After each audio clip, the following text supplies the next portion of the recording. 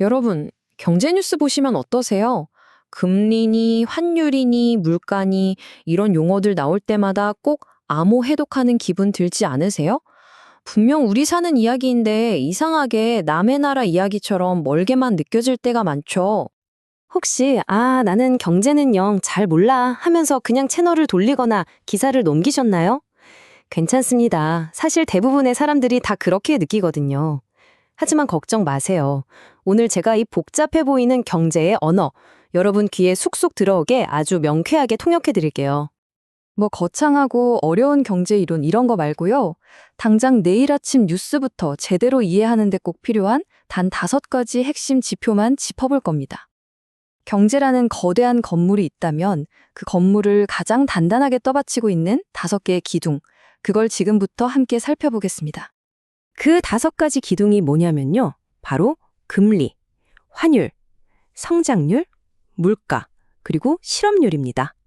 딱 이 5가지만 머릿속에 제대로 그림을 그려두시면 지금까지 막 흩어져 있던 퍼즐 조각 같던 경제 뉴스들이 하나의 큰 그림으로 탁 맞춰지는 걸 경험하게 되실 거예요.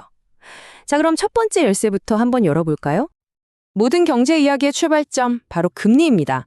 금리를 딱 한마디로 정의하면 뭘까요? 아주 간단해요. 바로 돈의 가격입니다. 한번 생각해 보세요. 돈을 빌리려는 사람은 줄을 섰는데 시중에 돈이 별로 없어요. 그럼 어떻게 될까요? 당연히 돈의 가치, 즉 돈의 가격인 금리는 올라가겠죠. 반대로 돈 쓰겠다는 사람은 없는데 시중에 돈이 넘쳐나면 금리는 내려가는 거고요. 우리가 시작에서 물건값 정해지는 거랑 똑같은 원리예요. 실제로 과거를 보면 이게 딱 보여요. 우리나라가 막 공장 짓고 투자를 늘리던 고성장 시대에는 돈 빌리려는 곳이 너무 많으니까 금리가 엄청 높았어요. 그러다 금융위기 같은 걸 겪고 나서 기업들이 투자를 꺼리는 저성장 시대가 오니까 어때요? 돈의 수요가 팍 줄어서 저금리 시대가 열린 거죠. 이처럼 금리는 그 시대 경제가 얼마나 뜨거운지 또 얼마나 차가운지 그 체온을 보여주는 가장 정직한 지표라고 할 수 있습니다. 자, 그런데 금리를 이해할 때 정말 중요한 원리가 하나 있는데요. 이 상황을 한번 상상해 보세요. 여러분이 어제 은행에 가서 연 3%짜리 예금에 가입을 딱 했어요. 그런데 바로 오늘 은행에서 연 5%짜리 특별 예금을 내놓았다는 문자가 온 겁니다. 와, 속 좀 쓰리겠죠? 이제 아무도 내 3%짜리 예금 통장은 쳐다도 안 볼 거예요. 만약 이걸 다른 사람에게 팔아야 한다면 당연히 값을 깎아줘야만 팔리겠죠. 바로 이겁니다. 시중 금리가 오르면 내가 가지고 있던 예전의 낮은 금리 채권의 가치는 떨어진다. 이게 정말 중요한 핵심 원리니까요. 꼭 기억해 두세요. 자, 두 번째 기둥으로 넘어가 보죠. 바로 물가입니다. 금리가 돈의 가격이었다면 물가는 내 지갑 속 돈이 실제로 얼마나 힘이 센지 그 구매력을 결정하는 거예요. 그래서 별명이 소리 없는 강도입니다. 정말 딱 맞는 말이죠. 바로 이런 경험 때문에 그런 별명이 붙었어요.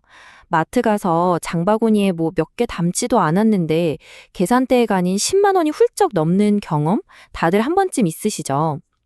내 월급은 그대로인데 내 돈의 가치가 그냥 스르륵 녹아내리는 것 같은 느낌? 이게 바로 물가가 무서운 이유입니다.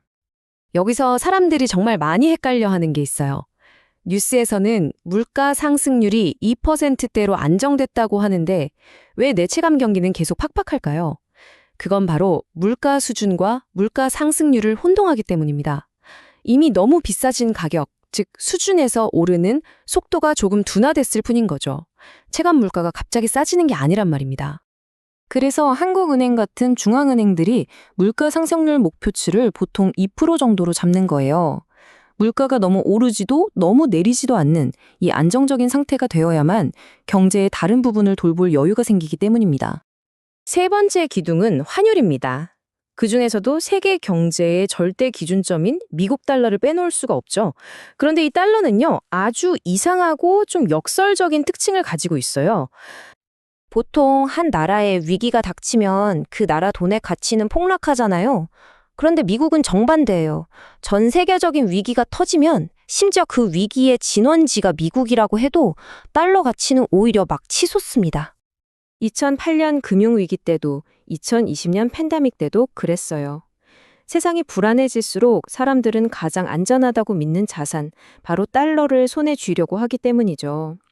전 세계의 거의 모든 거래와 부채가 달러를 중심으로 돌아가다 보니까 위기 상황일수록 달러가 더 급하게 필요해지는 현상이 벌어지는 겁니다.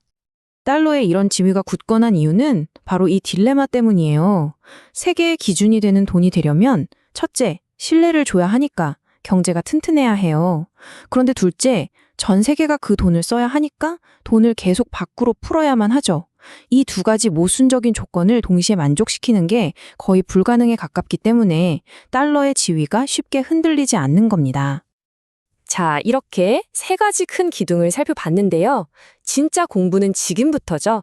남은 두 가지 기둥까지 마저 알아야 전체적인 그림이 완성되거든요. 네 번째 기둥은 바로 경제 성장률입니다. 이건 말 그대로 우리 경제의 성적표라고 생각하시면 돼요.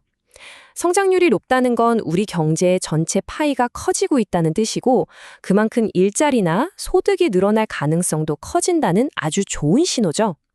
그리고 마지막 다섯 번째 기둥, 바로 실업률입니다. 이건 우리 경제의 건강 상태를 체크하는 혈압계 같은 거예요. 실업률이 낮으면 일자리가 많다는 거니까 경제가 활기차다는 뜻이죠. 그런데 이게 또 너무 낮아지면 반대로 일할 사람 구하기가 힘들어져서 임금이 오르고 그때 또 물가를 자극하기도 해요.